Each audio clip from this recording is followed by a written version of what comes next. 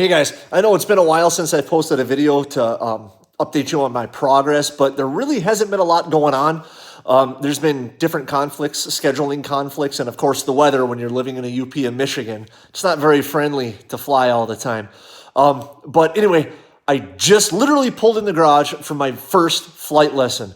It was an hour up in the air, and then we went over all the pre-flight checks and everything, and oh, was that sweet. That was awesome. I thought I was excited before. Man, it's like a whole different world when you're up in that airplane. It is unbelievable. It is so peaceful. Now, again, granted, I didn't have like a 30-knot crosswind or anything like that. It was pretty calm up there. But wow, is that just unbelievable. I don't really have words to describe it.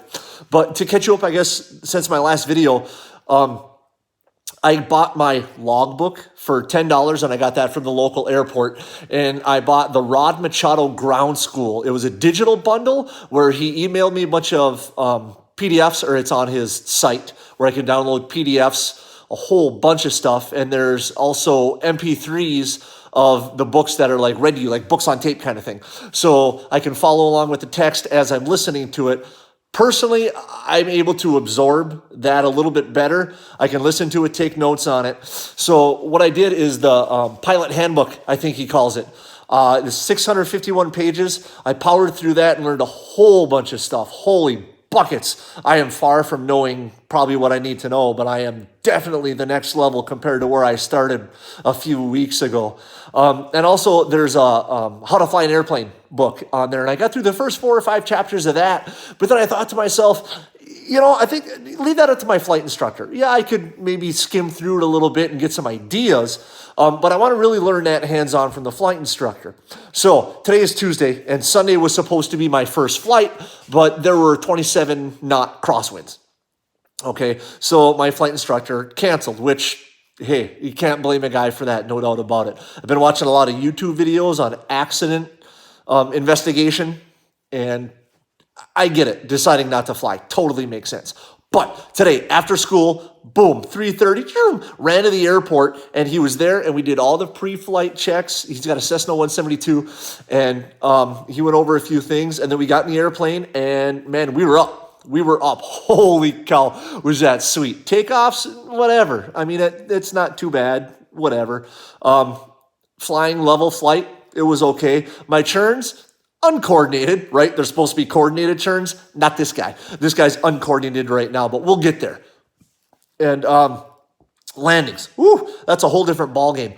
I would label myself an overcorrector. When we're trying to get centered with the runway, I overcorrected quite a bit. We did 3 landings. Every one got progressively better. I understood the RPM and the throttle and the nose and all this kind of stuff. I got a little bit better at it, but of course, I mean, I need hours, in the cockpit.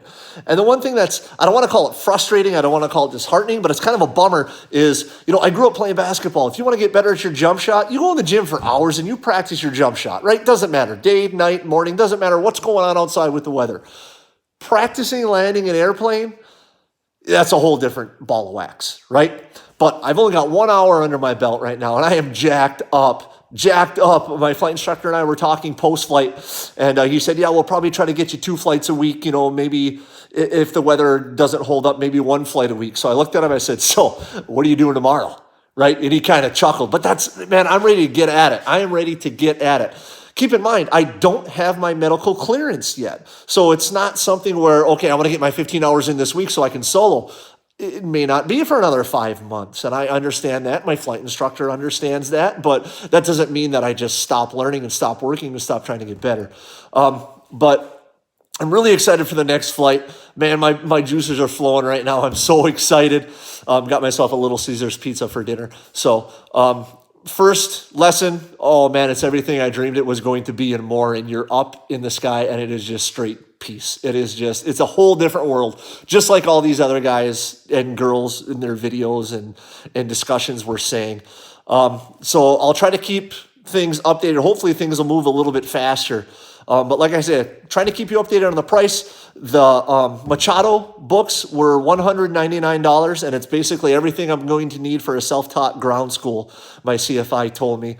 My first lesson today was $206. He charged me, I think, $30 for the ground school that we did before, and he charges $120 an hour for a wet plane and $40 an hour for him. So inevitably, it's $160 an hour for flight time.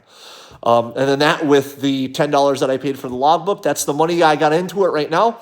I'll keep a running tally and I'll keep updating everybody on how much it's costing me and where I stand. Other than that, I don't know. I'm rambling right now. I get it. Hey, I'm a school teacher. My students will tell you I do it all the time. But anyway, I hope everybody is enjoying whatever they're doing. Blue skies.